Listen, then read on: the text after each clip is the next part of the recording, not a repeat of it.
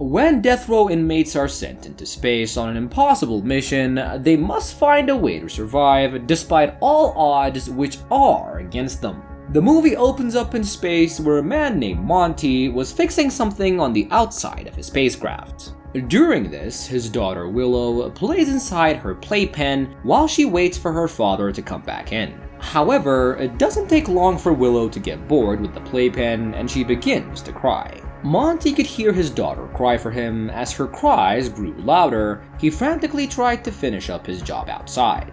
In his rush, Monty accidentally drops the wrench that he was working with, and he watches helplessly as he loses the last tool that he had left. Inside the craft, Willow eventually calms down on her own and watches a video of her father entering the craft with his spacesuit on. Once Monty gets in, he goes to the greenhouse to harvest some vegetables so he can cook food for Willow. The only thing he managed to harvest is pumpkin, but he was able to cook it and feed it to his daughter. Soon, Monty puts Willow to bed and heads over to the control center where he logs in another audio message for the people back on Earth. Once his message was granted clearance, the craft's life support is extended for another 24 hours. Not being able to sleep, Monty then heads to the cryo chamber where he had kept the dead bodies of everyone who had once been on the spacecraft with him.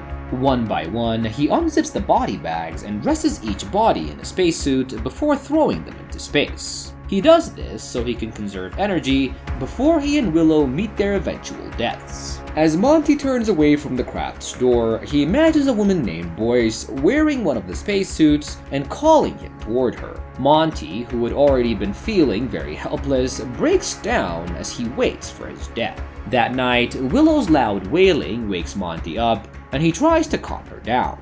When she continues to cry, Monty reaches his breaking point and begs her to stop crying. Sometime later, Willow calms down and falls back asleep, and frustrated, Monty imagines offing himself and Willow to make things easier.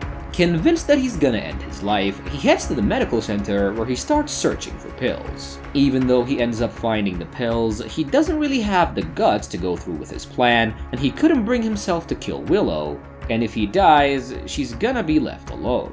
At the same time, back on Earth, a young college student interviews her professor. As he begins talking, he claims that he doesn't like the fact that the government is using death row inmates for science experiments. The inmates are being lied to that they'll return to Earth, but the reality is that the scientists on Earth are not able to communicate with them or locate them as well. Meanwhile, in space, Monty helps his daughter learn how to walk.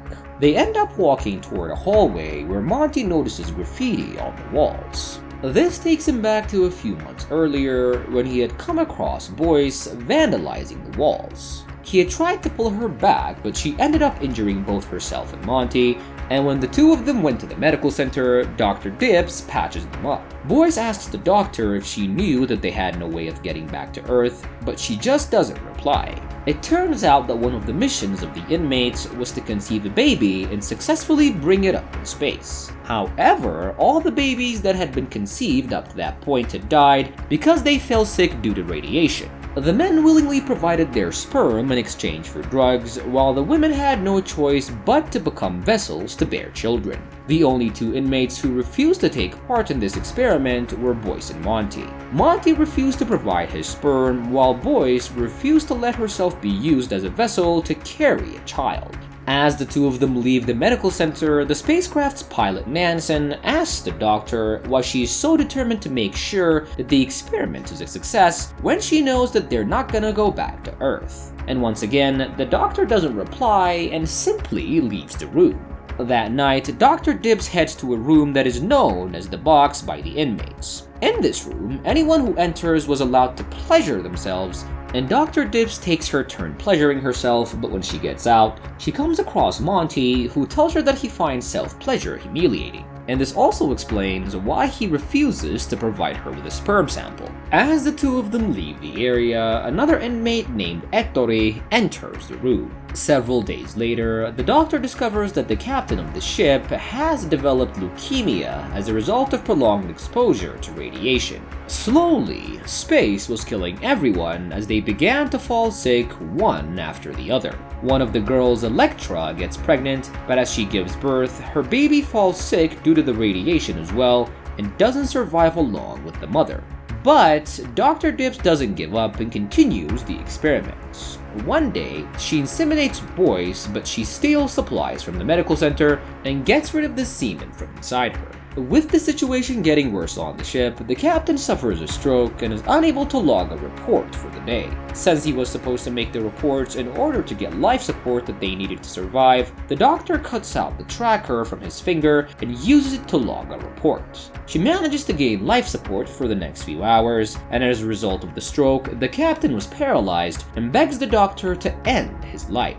She respects his wishes and administers a drug that kills him instantaneously. All of the inmates deal with their own personal hell as each of them tries to make it to the next day without losing their minds. Boyce and her friend Mink had begun stirring up trouble, which is why the doctor straps them to their beds every night. One night, Etery had an extremely high libido and goes to the girl's bunker room while all the men are out of the ship making repairs. He jumps on top of Boyce and tries to assault her, and she begins to scream. While he was busy trying to control Boyce, Mink and Nansen attack him and try to push him off.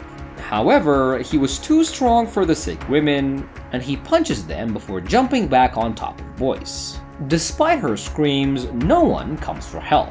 At that moment, Monty and Techme enter the ship and rush toward the bunker where Monty pushes a Tory off Boyce and takes her away. Mink, who had been freed by her friends, grabs a scalpel and stabs a Tory several times until he's dead. Due to the incident, Dr. Dibbs decides to increase the dosage of tranquilizers for all of the inmates to make sure that nothing like that ever happens again. While everyone was sedated, the doctor uses this to her advantage and gets intimate with an unconscious Monty.